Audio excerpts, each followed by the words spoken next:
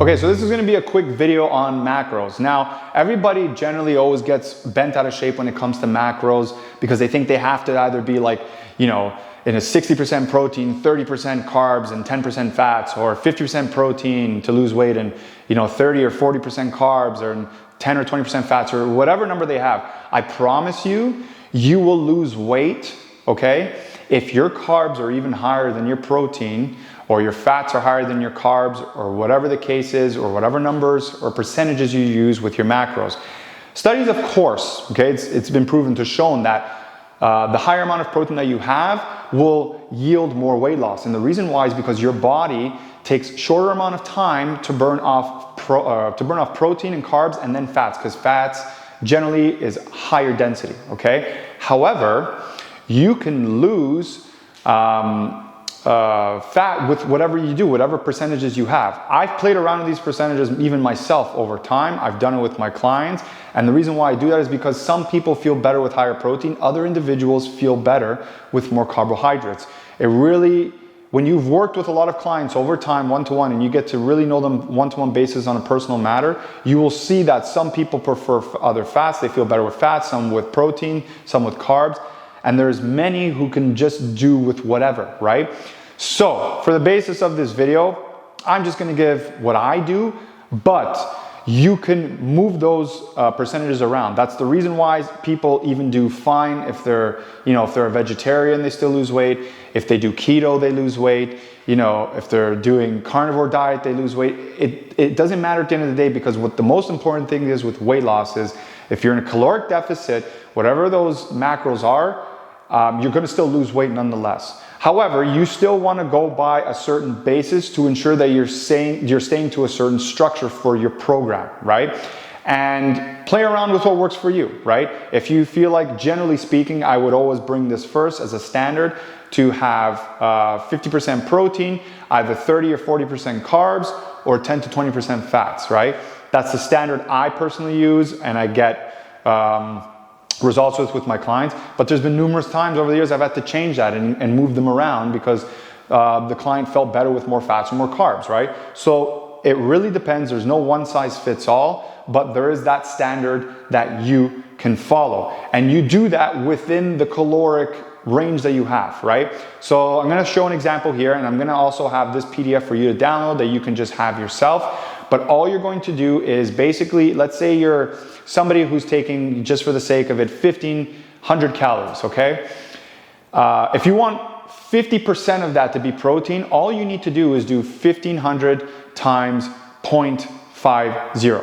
And that is going to give you the answer to how many calories you need to dedicate towards protein within that 1,500 caloric limit that you have. Let's say you want your carbs to be at 40%, then you do the same thing. So it's 1,500 times 0.40, and then it'll give you the answer for that. And that's how you measure out how many calories you're going to dedicate towards how many macros you've put aside for those calories, okay? Whether it's 2,000 calories, 1,500 calories, whatever caloric intake that you have, that's what it should be at, okay?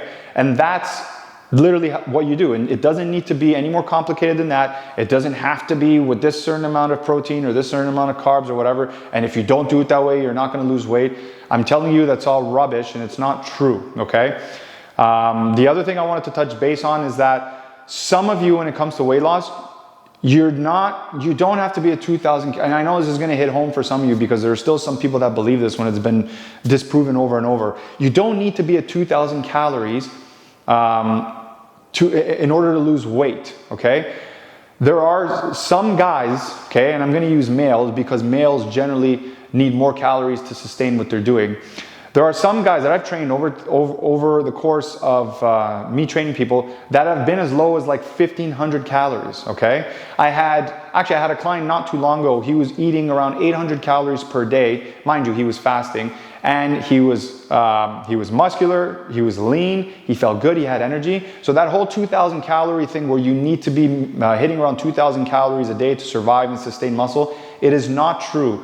And the reason why that is because people are literally biologically different. Not everybody is going to, there's 8 billion people or whatever the amount is on this planet, okay?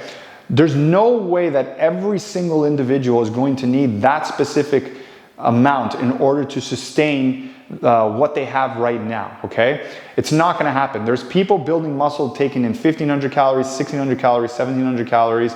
Other individuals need even higher amounts of calories if they have more body mass and more muscle on them, right? It really differs down to the person is what I'm just trying to get at.